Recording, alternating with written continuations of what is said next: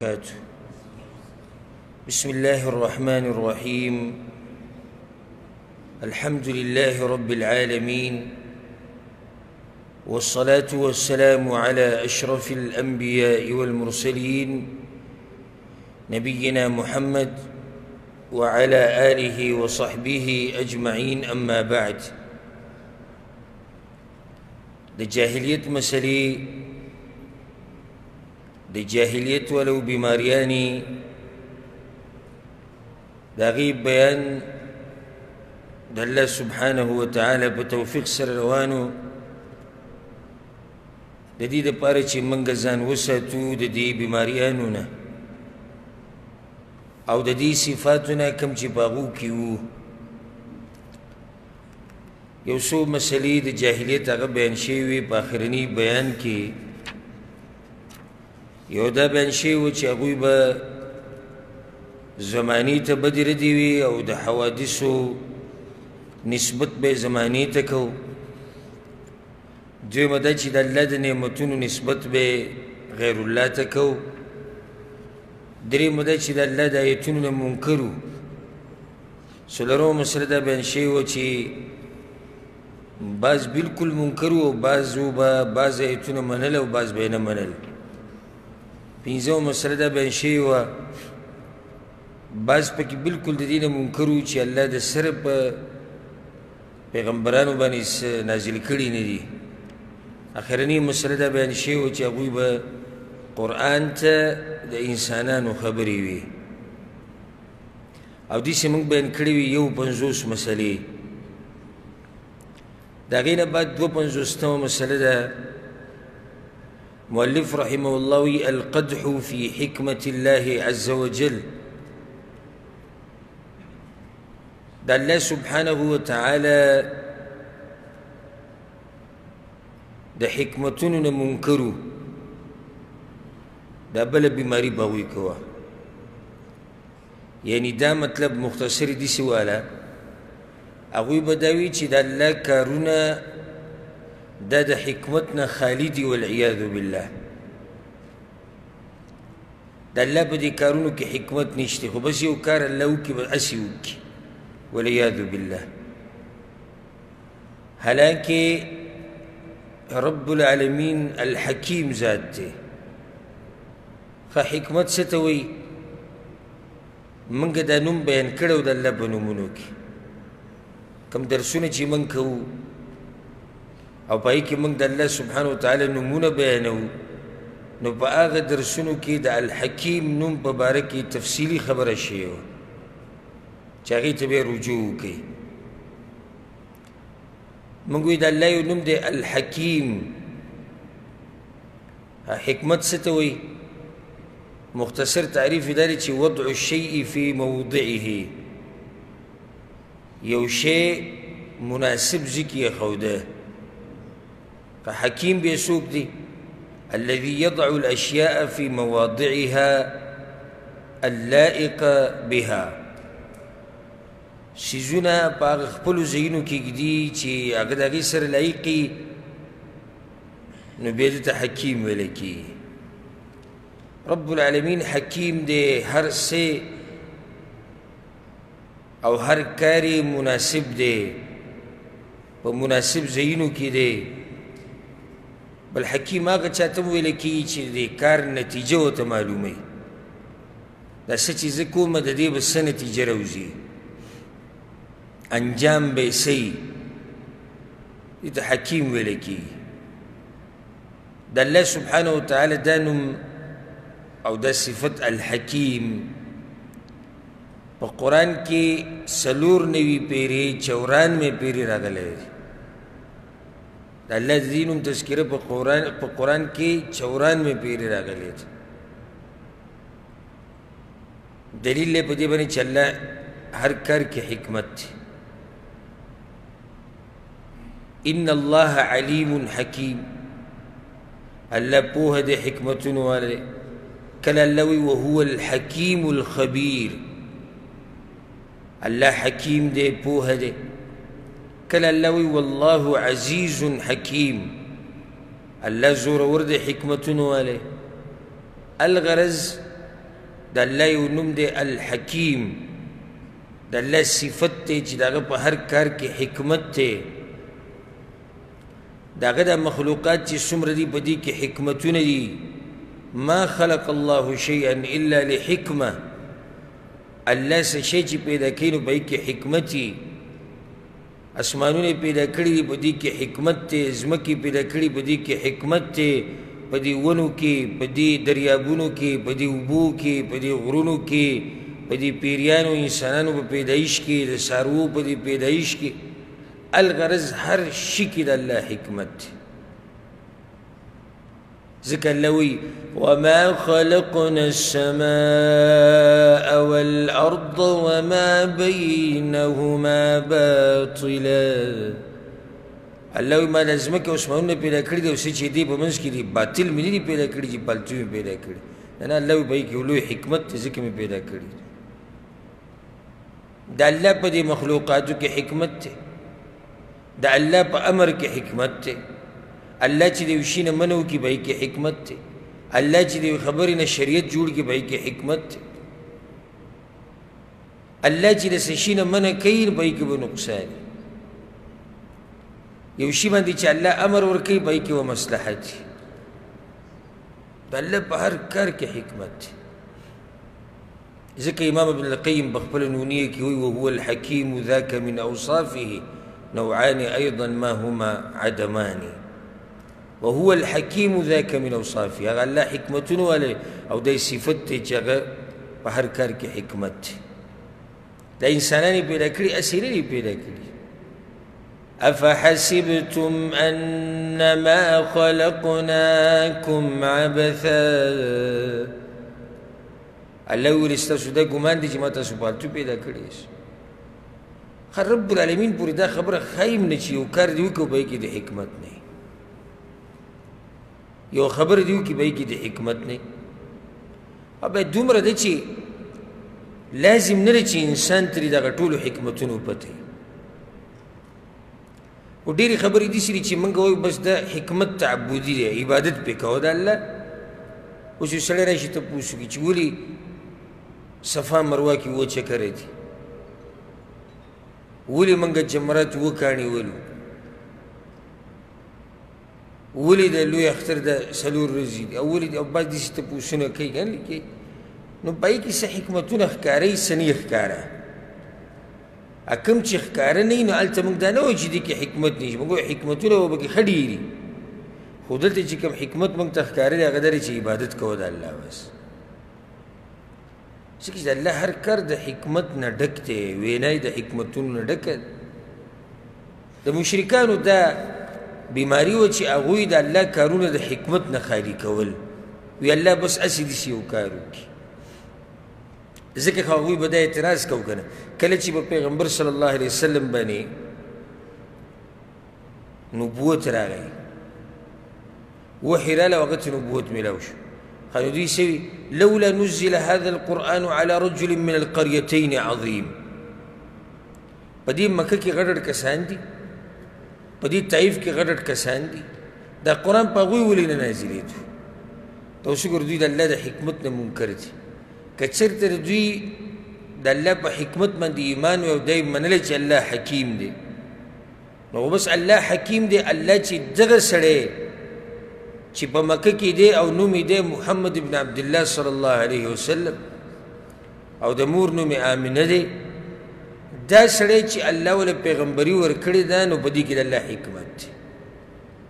بس بیا مخکې دا خبرې نه دي په کار چېرې د قرآن که چېرته په الولید ابن مغیره نازل شوی وی او په طایف کې غټ کسان دي په هغوی ولې نه نازلېدو. ابو جهل ته وګوره، ابو لهب ته وګوره. دا د هغه چا خبرې دي چې هغه د الله په دې صفت ایمان نشته، یقین نشته.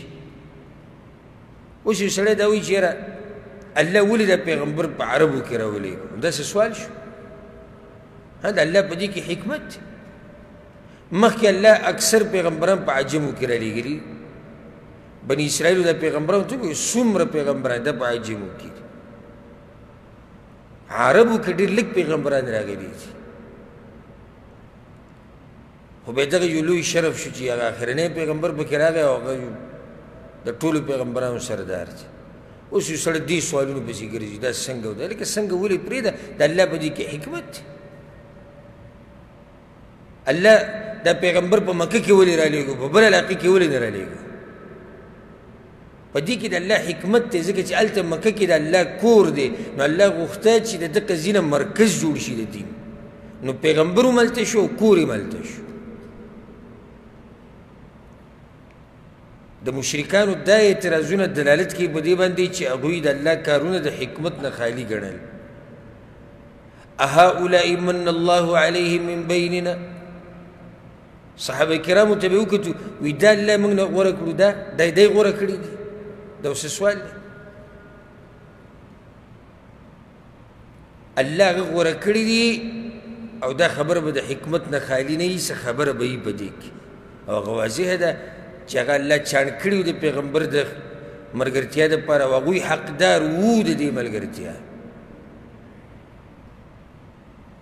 د الله په کارونو کې حکمت اوس یو سړی راشي تپوس وکړي چېره الله موږ ولې د پیغمبر سره ملګري کولو نه په هغه وخت کې او دغه ابوبکر یې سره ملګری کو عمر یې ملګری کو عثمان یې ملګری کو علي یې ملګری کو ابو عبیده یې ملګری کو رضی الله عنهم اجمعین او نور صحابه کرام زه یې ولې نه ملګری کولم او موږ یې ولې نه ملګري او پښتانه یې ولې نه ملګري کول داسې سوالونه شو الله په هر کار کې حکمت یې الله په خپل کار باندې ښه پوهېږي لا یسأل عما یفعل الله نه څوک تپوس نه شي کولی دا کار دې ولې داسې کړی وجه دا ده چې هلته زموږ کامل ایمان او یقین دی چې د الله کار د حکمت نه خالي نه دی او الله چې څه وکړي زموږ دپاره په هغه ټایم کې موږ پوه نه شو چې یاره دې کار کې به زموږ دپاره خیر یو که نه وي موږ هغه خیر ویننو هغه خیر کیدای شي تا ته څه وخت بعد راښکاره شي او کیدای شي هغه ته په آخرت کې راښکاره شي یو سړی مصیبتونه پې راشي خپلوان یې مړه شي غریبي پې راشي بیماریان یې پې راشي دا ایمان ساته چې په دې کې د الله حکمتونه دي د الله کار د حکمت نه خالي دی زه به ته یو حدیث بیان کړم ډېر ناشنا حدیث دی پیغمبر صلی الله علیه وسلم وایي په دې کومو خلکو باندې چې په دنیا کې سختې تېرې شوي دي په آخرت کې چې دوی الله ته مخامخ شي او د عملنامې به ډکې پرتې د نیکیانو دا هغه حکمت دی ګوره نو دوی به ارمانو کې چې ارمان په موږ باندې په دنیا کې داسې سخته راغلی وی چې د وسپنو په منګزو باندې چا زموږ نه د غوښې منګز کړی وی خیال کوئ د حدیث ډېر خوندور حدیث دی وی به چې یا الله داسې سخته راغلی وی چې چا زموږ نه د غوښې توږلی وی ولې لکه نو دې اجر ته وګوره موږ د دې اجر نه څه خبرو دا خو په دې سختو باندې ډېر لوی اجر میلاویږي دا خو په دې مصیبتونو لوی اجر میلاویږي ګوره د الله په هر کار کې حکمت دی نو الله الحکیم دی جاهلیت ولو کې دا بیماري وه بیا ګمراه فرقه چې کومه معتزله ورته ویل کېږي او اشاعره دوی کوم دا بیماري ده لکه اوس اشاعره اگر که مسلمانانو کې شمارلی کېږي هغوی دا وی الله چې یو کار کوي د حکمت دپاره یې نه کوي بس الله وغواړي ویې کړي لکه ولې نو حکمت ولې وایي ځکه که د حکمت دپاره یې کوي نو بیا الله د یو غرض دپاره کوي او الله پاک دی د اغراضو نه الله غرض دپاره کار نه کوي دا اوس د هغوی عقل دی دا اشاعره ماتوریدیان او معتزله او جهمیه چې څومره ګمراه شوي دي د دې دلاسې ګمراه شوي دي چې دا عقل یې په قرآن او حدیث مخکې کړی نو هغو دا وایي زموږ عقل دا وایي چې الله چې یو کار کوي نو بس الله غوښتلی بس حکمت دپاره الله کار نه کوي چې دې کې دا فایده ده وجه دا ده که موږ دا ووایو نو بیا خو الله د یو غرض دپاره کار کوي او الله د دې نه پاک دی چې د یو غرض دپاره کار کوي ځکه هغوی دا خبره کوي وی الله داسې هم کولی شي چې کافر جنت ته بوځي او مؤمن موحد همیشه دپاره جهنم ته بوځي هغوی دا وایي الله یې کولی شي ولې وایي ځکه چې دا د الله مشیت دی نو الله یو کار کوي حکمتونه خو الله نه راګیري نه علتونه جواب د دې خبرې دا دی چې موږ دا منو چې الله چې هر څه کوي کولی شي دې کې خو شک نشته خو بیا ورسره دا وایو چې د الله د شان پورې دا نه ښایي چې هغه د یو کار وکړي په کې د حکمت نه وي. اوس کافر جنت ته بوه او مسلمان موحد مؤمن جهنم ته بوه دا د الله د شان پورې نه ښایي، بلکې په دې دلیل دی. الله سوی ام نجعل الذين آمنوا وعملوا الصالحات كالمفسدين في الأرض ام نجعل المتقين كالفجار. الله ویولې زره تقوادار د بېدینو په شان کوماس الله په کار کې حکمت. رب العالمین وی چا چې ایمان راوړی دی او نیک عمل کوي زه دوی داسې کم کالمفسدین فی الارض لکه په ځمکه کې چې فساد کوي. صحیح ده الله هر څه کولی شي خو الله کوي هغه څه چې د هغه د شان سره ښایي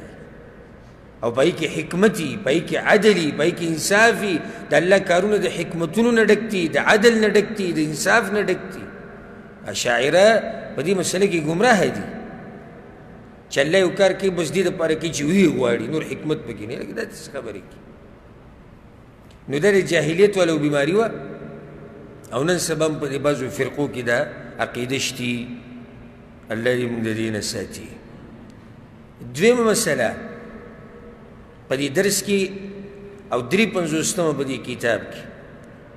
په هغو کې یو بیماري دا وه اعمال الحیل الظاهرة والباطنة في دفع ما جاءت به الرسل عليهم السلام. هغوی کې یو بیماري دا وه په جاهلیت والو کې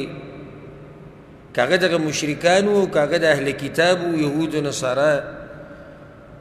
هغوی به هیلې جوړولې د الله د شریعت د بدلولو دپاره. اب ښکاره هیله وه او که پټه به وه مکر به یې کوو، خفیه مکرونه به کول، چلونه به جوړول چې د الله په دې شریعت باندې عمل ونه کړي. او په دې کې د ټولو نه زیات مشهور څوک وو؟ یهود. وی الله وی چې ومکروا ومکر الله، مکر وکړو الله. ولې هغوی سره الله مکر وکړي؟ ځکه چې هغوی مکر کړه. نو دا مکر څه ته دغه هیلو ته وایي که نه. دا آیت هغه قصه کې الله بیان کړی دی چې کله یهود راولګېدو عیسی علیه السلام یې مړ کوو او د هغوی خو دا عادت و چې پیغمبران به یې وجل. نو اول لاړو په هغه باچا پسې چې هغه یو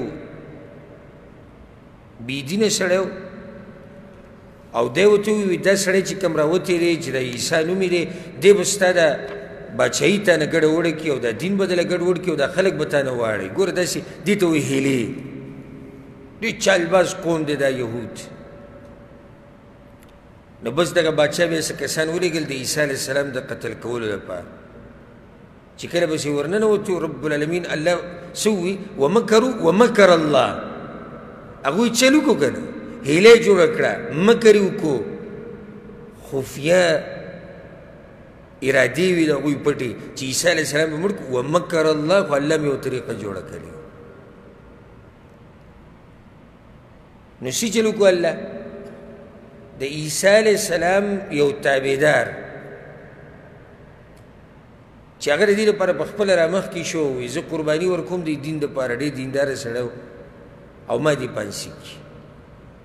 الله هغه داسې ښکاره کړو هغوی ته لکه دا چې عیسی علیه السلام هغوی پانسي کړو او عیسی علیه السلام الله اوچت کړو. الله وایي وما قتلوه وما صلبوه ولکن شبه له. نه مړ کړی دی نه پانسي کړی دی خو بل هغه بس هغه دوی باندې ګډ وډ شو. هغه عیسی علیه السلام نو بل څوک خو دوی ته ښکارېدو عیسی علیه السلام. ها بل آیت یې راوړی ګوره مکر ته دا وایي او نن سبا هم اهل باطل داسې دي. کله چې پیغمبر صلی الله علیه وسلم مدینې ته راغی او په مدینه کې خو یهود اوسېدو که نه 3 خاندانونه و مشهور. چاته یاد دي هغه 3؟ بنو قینقاع، بنو قریظه، بنو نضیر. دوی چې ولیدو چې یاره دا دنیا خو دوی په مخ اخیستې ده دي مسلمانانو زموږ نه د هر څه تلو ولري. یهودو به ګورې ځان ډېر غټ حسابه او دا به وي لیس علینا فی الامیین سبیل. موږ چې د دې خلکو دا مالونه خورو او د دوی سره ظلمونه کوو د دې تپوس الله زمونږ نه نه کوي ځکه چې موږ خاص خلک یو نحن ابناء الله موږ د الله زامن یو دا به وي موږ د الله خاص خلک یو پیغمبر صلی الله علیه وسلم چې دعوت شروع کړو مسلمانانو جهادونه کول په دوی یې راغله چې یاره دا قصه خو زموږ نه ګډه وډه کي اوسي چې لکو راشه هیله جوړول غواړي شیخ رحم الله وایي که نو هغوی کې دا هیلې به یې جوړولې د دې دپاره چې د پیغمبرانو دا دین د مخکې لاړ نه شي په شریعت عمل ونه شي څه هیله یې جوړه کړه وقالت طائفة من أهل الكتاب او وی ډلې د اهل کتابونه آمنوا بالذي أنزل على الذين آمنوا وجه النهار واكفروا آخره اوس به څه کوو نو داسې ووي خپلو کې مشوره وکړه وی سحر له به ایمان راوړئ بالذي أنزل على الذين آمنوا په هغه څه به ایمان راوړي چې په مؤمنانو نازل شوی دی یعنې قرآن وجه النهار د ورځې په دې اولنۍ حصه کې وکفروا آخره ماښام له به بیا کفر کوئ انکار ترې کوئ نو دا به څه چل وشي چل به دا وشي چې کوم نوي نوي مسلمانان کېږي هغه به شکیان شي او کېدای شي د دین پرېږدي خلکو ته خو پته وه که نه چې یهود غټ مولیان دي یهودو خو په علم مشهور وو که نو دوی به څه چل وکړو دې ظالمانو سهار به یو سړی راغی د پیغمبر خواله او دا به وي ډېر ښه دین دی او به زه ایمان راوړم صحیح کلمه به یې وویله ماښام به ووایي زه دا دین پرېږدم دا ښه دین نه دی نو کوم چې به نوي نوي مسلمانان شوي نو هغه غریبان به ګډوډ شو دغه هیلې دي دغه چلونه دي چې څوک په دې حق عمل ونه کړي څوک په دې شریعت عمل ونه کړي د هغې دپاره به یې دا طریقه جوړه کړه دا د هغوی حال هغوی کې دا وده هیلې هغوی کې وي لکه الله په هغوی باندې چربیانې حرام کړي نو هغوی به څه چل کوو هغوی به ویلې کړي وي دا چربي نه ده د هفتې په ورځ په هغوی باندې ښکار مه نه و که نه میان به نه نیسئ د جمعې په ورځ یې جال ور واچو نو ولې نن سبا داسې شتي څه دا تپوس نشته دی چې ولې نن سبا داسې شتي څه دومره ډېر دي چې تپوس مه کوه کمې هیلې چې جوړوي سود به خوري سود خو اوس ته پته چې سود خو الله حرام کړی پیغمبر حرام کړی غټه ګناه ده نو دی به وایي جي نه نه نه دا سود نه دا خو هغه زما خواله راغی زه دا خواله ورم هغه ګاډی اخیستو ما پیسې ورکړې بیا هغه راواړو بیا ما واړو بیا داسې یو نیمه ګنټه قصه به وکړي ستا د دماغ به ټول تاو راته وکړي یو هیله به جوړه کړي هغه سود به روا کړي هغه د یهودو هغه طریقه به کې راوتې لکه ته څنګه د پلاني نه دا حق ته خوړلی او دا خو د هغه حق کېدو د هغه سره جوړ نه نه دی راغی زما خواله زه ورم ده خواله او دغه داسې او دا داسې او یو خبره به شریعت ته دغه کې یو هیله به جوړه کړي قدر یې خور د عیسه ته ولې نه ورکړي دا خو تا سره د هغې عیسه ده دا خو ته ظلم کوې چې خورې نه هغه په اصل کې ده لکه زموږ خواله یو راغلی و که وی هغه اصل کې دا دی زموږ هغه اوښي چې دی هغه کم عقلان دي اوس لیوني غوندې کېدي داسې نه د ځمکې خرڅې کړي او دا داسې هیلې دي ټولې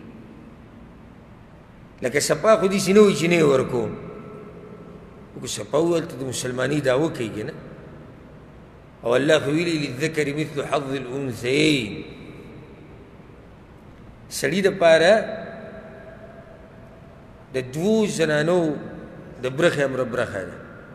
اصل دلته ته یو فایده ذکر کړم مخې ته راله کله دا موضوع زموږ دغه نه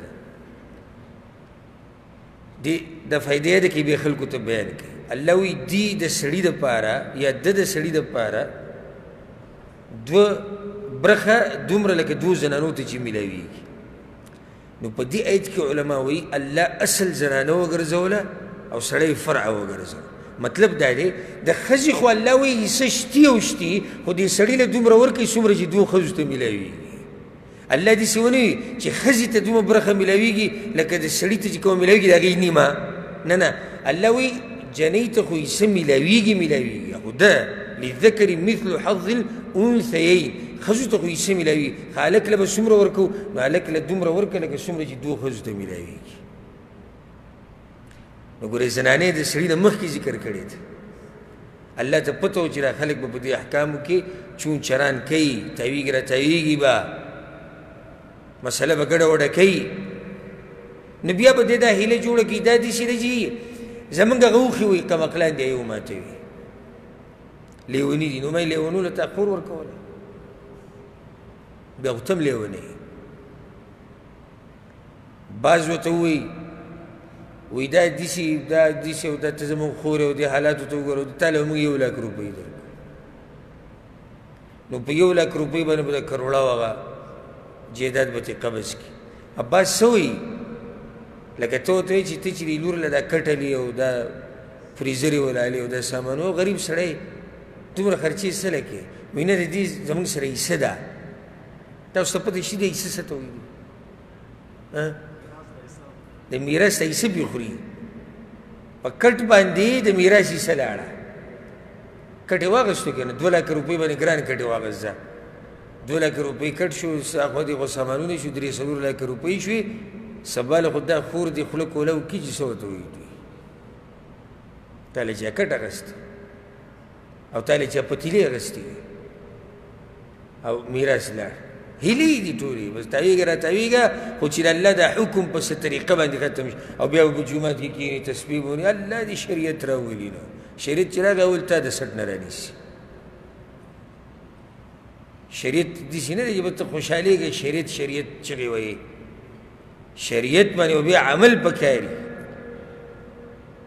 هسې په خولو کار نه کېږي چې لکه د پیغمبر صلی الله علیه وسلم په خوا کې منافقان به ناست شو که نه نو دا ارمان به وکړو داسې یاره وایي چېرته یو صورت نازل شوې د جهاد امر پکې وشوې هغه صحابه کرام غریبان باریان شو چې داسې اوچت خلک زموږ سره ناست دي چې دوی د جهادونو ارمانونه کوي نو الله وی چې کله به سورت نازل شو سوره محمد کې وی وذکر فيها القتال او پای کې به د جهاد تذکره رااله نو دوی به د مړې سترګې راړولې دي منافقانو پیغمبر ته به یې داسې کتو لکه به دوی چې بېهوشي راغلي یا د مرګ زنکدن چې به سړي راشي هغه خبرې نه کوي که نه بس دوی به دغه شان غلي دي پیغمبر ته داسې کتو خوار به کتو خبرې به یې نه کول او صحابه کرام به داسې خوشحاله شو الله اکبر به یې ووایي خوشحاله به وي دا خو شهادت موقع ده دا خو د جهاد موقع ده ښه نو هغه تاسو چې چغې والئ چې یاره د جهاد دغه راغلی اوس څه چلو شو هغه هسې خوله باندې لېږي نو دا هیلې نن سبا هم ډېرې شوي ښه یو سړي سره مثال کې ټکسي دی یا کمپنۍ کې ګاډی چلی او دا ګاډی تباه و برباد کو ګډوډي چلی کله یو له ورکوي کله بل له ورکوي تا ورته نصیحت وکړي چې وروره ګوره دا خو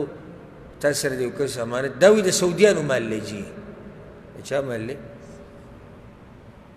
دا اوس کیدای شي ځکه چې دلیل پیدا کړی چې د سعودیانو مال خرابول او هغوی ته دوکې ورکول دا حلال دي خو پښتون له به دوکې نه ورکوه د پښتون مال به نه خوري دا حرام دی نور د سعودي مال سره چې څه کوې کوه د ده بس خاونده کې کورګۍ په کلي کې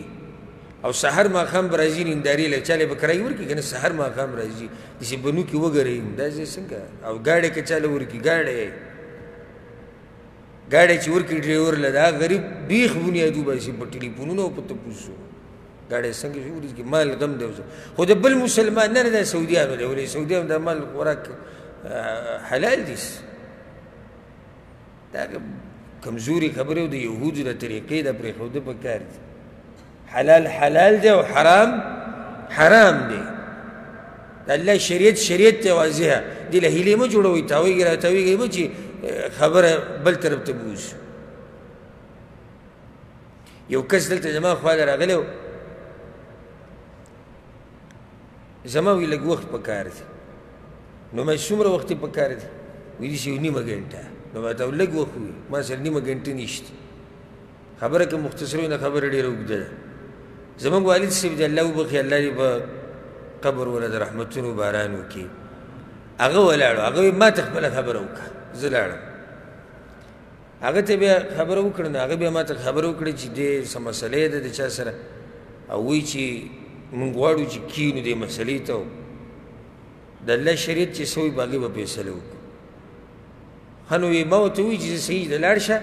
بل فریق هم راوله ته یوازې څه دی راغلی وی یوازې زه دې له راغلی یم که دې مسله کې او په دې شریعت کې زما پیده وي نو چې بیا دا کسان راوله او که پیده پکې نه چې بیا بله طریقه وګوره دا دی به هم چغې وایي چې یاره شریعت چېرته راغلی نه تپوس ته راغلی دی اول ته خو مولیانو عادت کړي ځکه چې بعض مولیان پیسې ملي فیصلې کوي هغه دا مطلب چې دی که زده کې دی نو زه به یې تپوس وکړم چې مولوي صاحب زما پکې پیده ده که نقصان که وی وي چې ستا پکې نقصان دی نو بیا به ورته وایم چې سلار خو نه جوړېږي د هیلو سره عادت شوي دي که نه مولیان خو له هیله جوړه کړي بلکې بعضو مولیانو خو کتابونه لیکلي دي بابونه یې پکې ایښودي دي باب الحیل دا زمونږ دا چې کوم مولیان دي دوی چې کوم کتابونه په دې کې هیلې که دې واورېدې نه حیران بشي ورته هیلو ته هیله اسقاط نه ده اورېدلې تاسو قواضع وایي هیله اسقاط مولوي صاحب خواله ورشي طلاق ورکړي ته طلاق ویلي که ته طلاق ویلي هغه نه چې ما خو طلاق به طلاق نه واقع کېږي طلاق دا هیلې د الله په دین پورې ګپ لګول دا د یهودو طریقه یو زما خواله راغی ډاکټر و او بس چې ما ښځه طلاقه کړې ده او خفه یم او دا به څه کېږي په ځان نه یم پوه شوی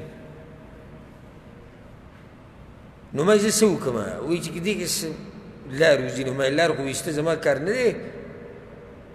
دا خو د شریعت کار دی که شریعت پکې لار ویستي وي تا ته به لار وښایو که شریعت پکې لار نه ویستي بیا خو پکې څه نشتي نو ما یې تا څه طلاق ورکړي یاره پته راته چې یو مې ویلی یو پیر مې ورکړی که دوه پیرې ما ښځې ته یې ټلیفون میلاو کړه دا ښځه هم د هغه ډاکټره وه او هغه پنجابۍ وه او دا پنجابۍ نه ښځې غصه مې ته کړې خپله خبره کوي چې ټلیفون هغه ښځې اوچت کړو ما دا ستا د خاوند راغلی دلته مسلې له ما ته وی ډایرکټ هغه ښځې وویل ته اهل حدیث یې که حنفي ما زه خو اهل حدیث یم وایي ده ته ما ویلي چې اهل حدیث له به نه ځي یو خو ده دا کار کړی دا وایي په خپله اهل حدیث نه یې ده چې ستا خواله درغلی دا حنفي دی خو ستا خواله درغلی همه صحیح ده دا خبره باندې خو زه د مخکې نه پوه یم اوس ما ته ده ووایي چې ده طلاق څو پیرې درکړي هغې شمار کړو سره د دلایلو ما ته ویې وایي زه د ټلیفون هغه دلایل هم راویستی شم د اواز هم پیدا کولی شم هر څه چې ما شمار کړو 11 پیرې طلاق ورکړی ټلیفون چې مې بند کړو ما څنګه یو خوله چینګه کړي وایي دې کې خو به څه کېږي نه مطلب دی که هغه طلاق او طلاق او که سړي څه فرقونه پکې راوباسي ما ته دومره غټ طلاقي که نه چې هر ځای ته لاړ شي څه پکې نه کېږي 11 طلاقونه بد طلاق موږ کومه لار پیدا کړو چې ته بیا ښځې ته واپس کېږي خبره مې دې پورې کوله چې عوام خو پرېږده مولیانو هم هیلې شروع کړي دي د دې دپاره چې د الله د شریعت او احکام په دې د عمل ونه شي دا دې بدل کړی شي هیله اسقاط دا چې تاسو دا هیله د کوم ځای نه واخیسته نو مولوي صاحب بیان کو ما په خپله بیان واورېد وی ایوب علیه السلام چې قسم وخوړو چې زه به خپله ښځه څو دورې وهم 100 دورې نو الله ورته څه طریقه وښوه یو جارو راوالی چې په هغې کې 100 ډکي دې ښځې له یې راواچوه ایوب ستا قسم څه شو پوره وګورئ ایوب علیه السلام ته الله هیله ونه ښوه دا هیله نه ده نه که موږ هیله اسقاط وکړو د صابون چکۍ مو وګرځولو تاسو باندې څه تندر راولي نو ظالمه ته هغې ته هیلې وې اخو کم رب چې دا ویلي دي چې قسم دې وخوړو هغه به پوره کړې هماغه رب ورته طریقه وښوه ته به دې ته خپله هیله د دې په شان کې او په هغې کې دروغ کوم ځای کې دي 100 دورې به یې وهمه او 100 ووالی شوه پوره شوه که نه دې کې دي څه لکه یو سړی دا ووایي چې زه به خپله ښځه 10 چوکې وهم او بیا 10 ډکې راوالی روا یې چوي وله 10 چوکې لکه چې په یو ځای وله یې روا اچوي وشو ناسمه سوچ کوم اوس دا ظالم لیګیا دی دا بیان دې دپاره کوي چې دا هیله روا کړي الله یې زموږ په حال باندې رحم وکړي ښه نو دا دوه مسلې شوې درېیمه مسله او په دې کتاب کې 450 الاقرار بالحق ليتوصلوا به الى دفعه كما قال في الايه دا اصل کې دا مسله دې تېر شوي سره تړلی شوې ده وایي حق به منو یو سړی به وایي چې دا ښکلې خبره چې جاهلیت والا حق منو نه مخکې واوره که نه وایي حق به منو د دې دپاره چې دا حق ونړئ لکه هغه آیت وایي تېر شو که نه ایمان به سهر ولې راوړو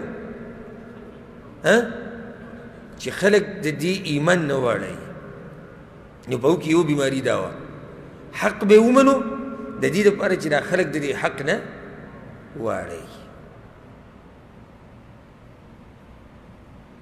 یو کس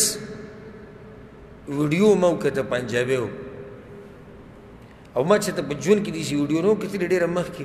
وایي جي ما سلفیت قبول کړی و او بیا چې واورېدم ما ته اوس پته ولګېده چې دا دومره لوی ظالمان دي بې ادبه دي ګستاخه مولا و مشهور مولا و د مولیانو ته اوس هم معلوم دی نو هغه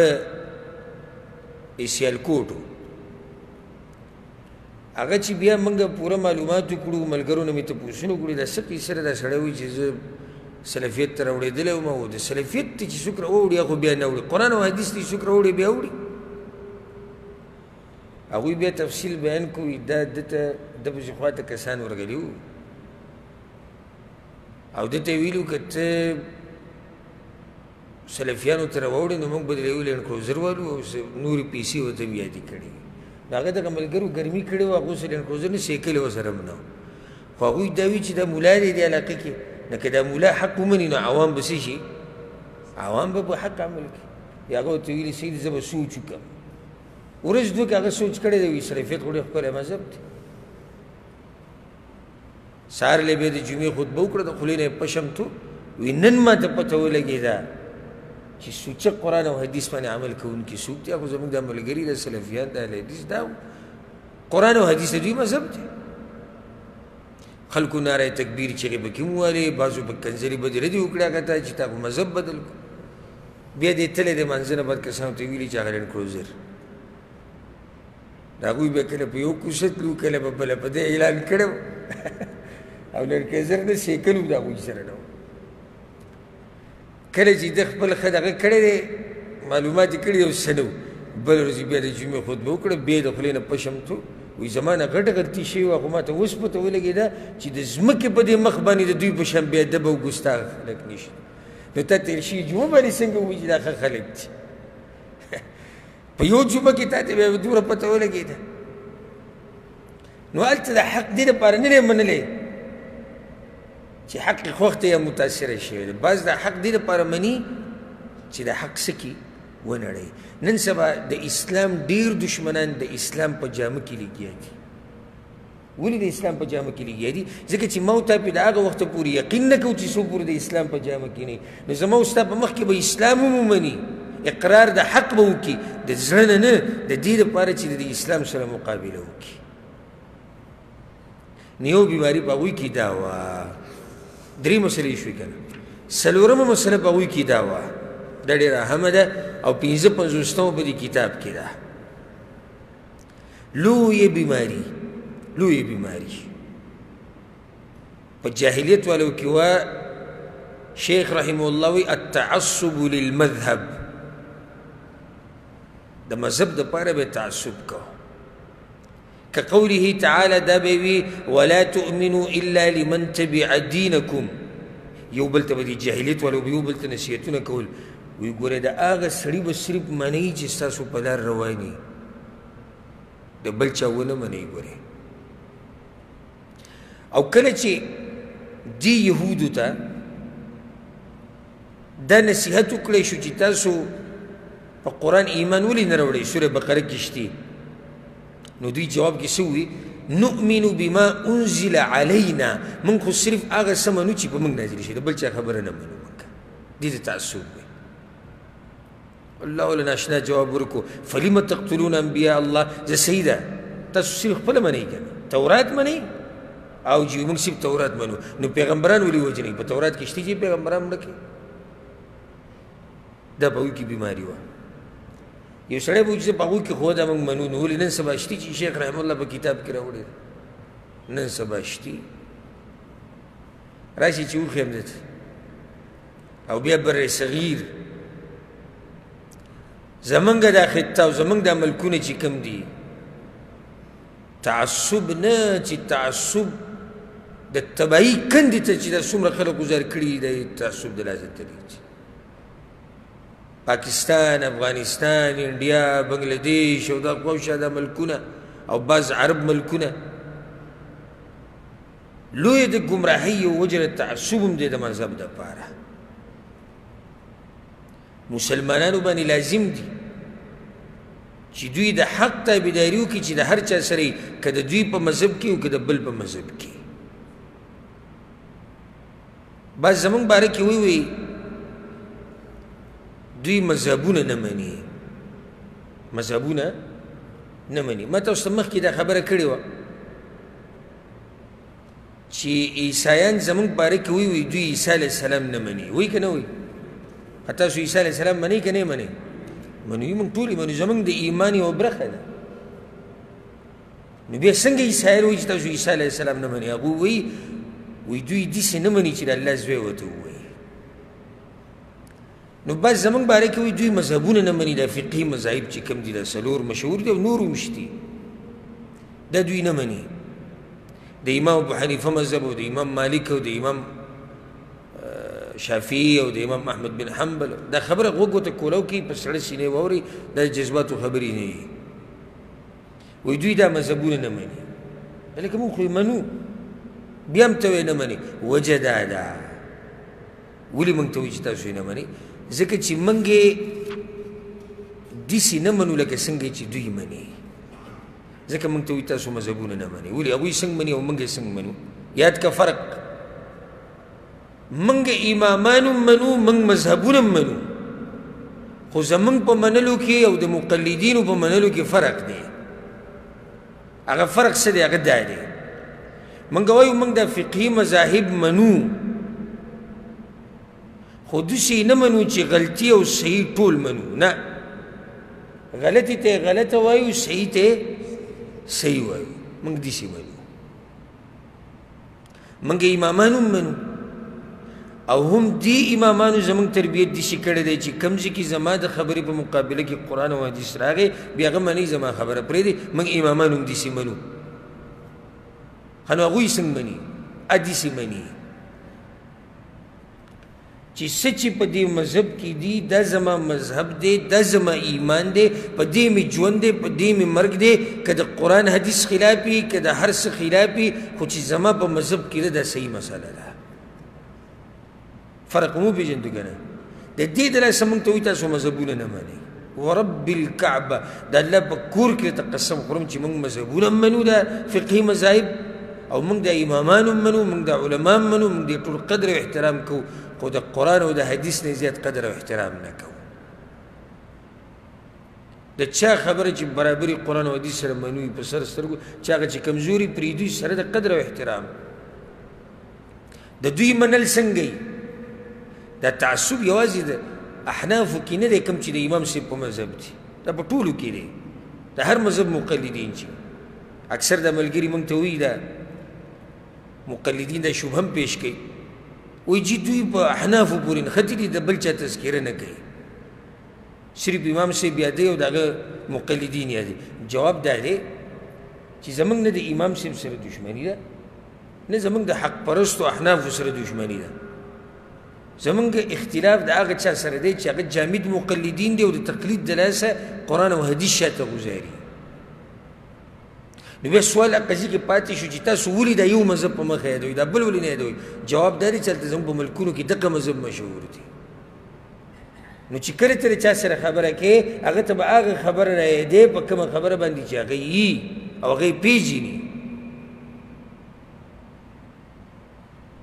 خبر چې کله موږ د دې کسانو سره کینو چې امام شافعي په مذهب یو تقلید کوي او د هغه دپاره جنګ جګړې کوي او تعصب کوي او قرآن او حدیث شاته ګزاري بیا موږ هغوی ته د شافعي مذهب خبره کوو نو اوس ګوره دا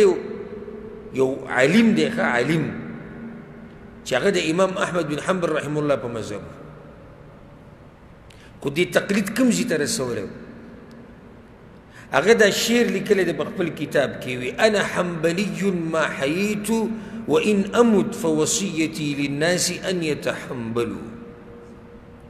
زوی که ژوند تیروم نو په حنبلي مذهب به تیروم ځکه مړ کېږم زه به په حنبلیت باندې مړ کېږم زما ټولو خلکو ته دا نصیحت او وصیت دی چې حنبلي مذهب ته راواوړئ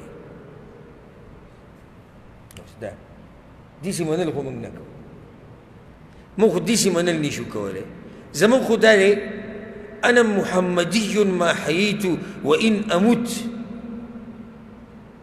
زه چې ژوندی یم زه به محمدي یم د محمد صلی الله علیه وسلم په لار به روان یم او که مړ شم د هغه په لار به مړ کېږم او ټولو خلکو ته مې دا وصیت دی چې د محمد صلی الله علیه وسلم لاره مضبوطه راونیسئ زموږ دا منل دي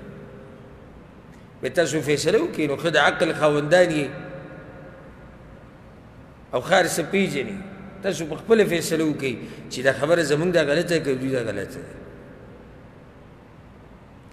انو یو حنفي عالم دا خبره لیکلې ده فلعنة ربنا وی زمونږ د رب لعنت دی دومره څومره چې په دې دنیا کې د شګو ده او د خاورو د ذرې دي په هر هغه چا چې د امام صاحب په خبره عمل نه کوي اوس دا اوس یو سړی ماته وایي ته داسې مذهب ومنه نو داسې خو یې زه نه منم تا خو داسې کې له منډه امام صاحب راوچت کو د پیغمبر درجې ته دې ورسو بلکې د پیغمبر نه دې مواړو انو بعضو دا لیکلي دي وایي چا چې د امام صاحب خبره ونه منله نو په جمي کې به دله په یخو اوبو کې غوپې ورکړي دا خبره ډېره مخکې راړه او څو دورې به یې وایي اتیا دورې به یې وایي او څوک چې د امام صاحب په مذهب وي نو دې د نورو مذهبونو والا نه ښځه راوستی شي خو دې زموږ مذهب والا له نه یې روا چې د نورو له خپله ښځه به خپل مذهب ښځه هغوی له ورکړي خور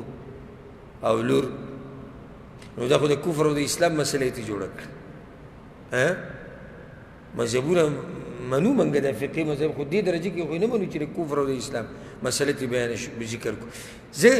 دا انشاءالله یو ورځ به تاسو سره تاریخ بیانوم کله الله ماله توفیق راکړو که د دې مقلدینو په منځ کې جنګونه شوي دي خصوصا د امام شافعي مذهب والا او امام ابو حنیفه مذهب والا دوی یو بل سره ډېر اختلافات ځکه دا مذهبونه ډېر مشهور شوي شاګردان یې ډېر زه به تاسو یو ورځ تاریخ بیانوم انشاءالله دوی یو بل وجلي هم دي ګورئ نو اوس مذهب په دې درجه کې منل چې د هغې لپاره بل مسلمان وجل دا خو موږ نه منو داسې خو موږ نه منو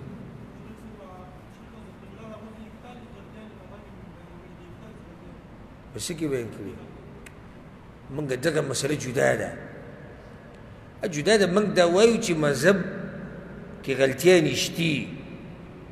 خو سره د غلطیانو خو موږ نه منو که نه موږ دا وایو چې فقهي مسایل فقهي مذاهب فقهي کتابونه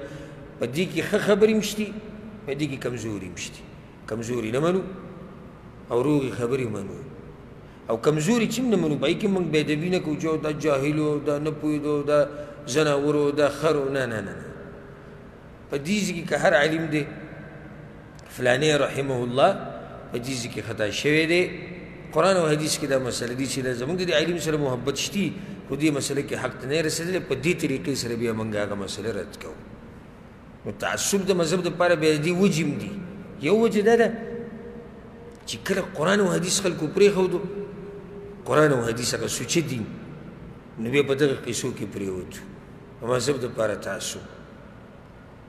دغه شان د امامانو نه چې کله پیغمبران جوړ کړي نو بیا به تعصب کې لکه د سره دا نه منل چېرې امام یا یو عالم دې خطا شي معصوم عن الخطا په دین بیانولو کې چې د خطا نه پاک ساتلی شوي دي او د ګناهونو نه هغه صرف څوک دي پیغمبران دي د پیغمبرانو نه علاوه کائنا من کان چې هر څوک دي هغه خطا کېدی شي او دې مقلدینو جامدینو ته چې کله ته ووایې چې ابوبکر صدیق رضی الله عنه په دې مسله کې خطا شوی نو ښکلی وبني وی او دا خبره صحیح ده چې ابوبکر صدیق په دې مسله کې خطا شوی بیا ورته وایي ستاسو هغه مولوي صاحب دې مسله کې خطا دی بیا به سور شین شي خو هغه نه پوهېږي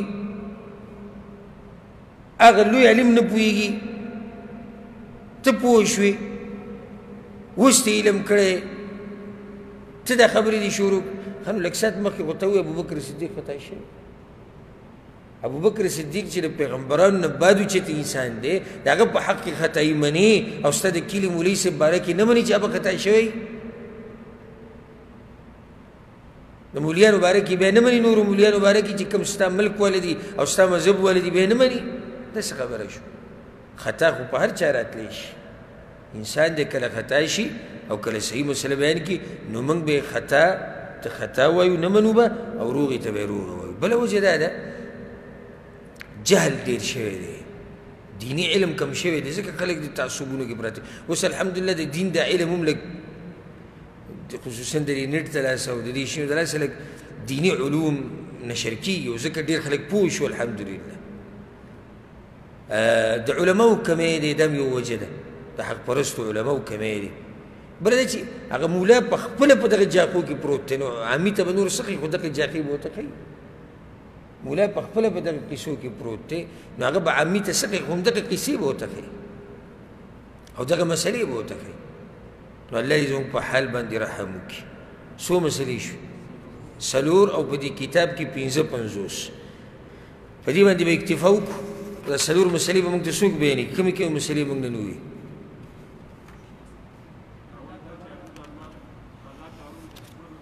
د الله کارونه به د حکمت نه خالي ګڼل حیلې به جوړولې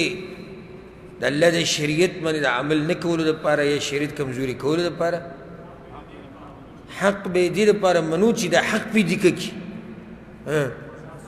د مذهب دپاره د پلار نیکه د لارې دپاره به تعصب کوو په دې باندې به اکتفا وکړو انشاءالله پر روان درس کې بیا باقي مسائل بیانو الله سبحانه وتعالی دې مونږ جاهلیت کارونو نه او د خبرو ویناګانو نه دې الله مونږ لرې ساتي هذا والله اعلم وصلى الله وسلم على نبينا محمد وعلى آله وصحبه اجمعين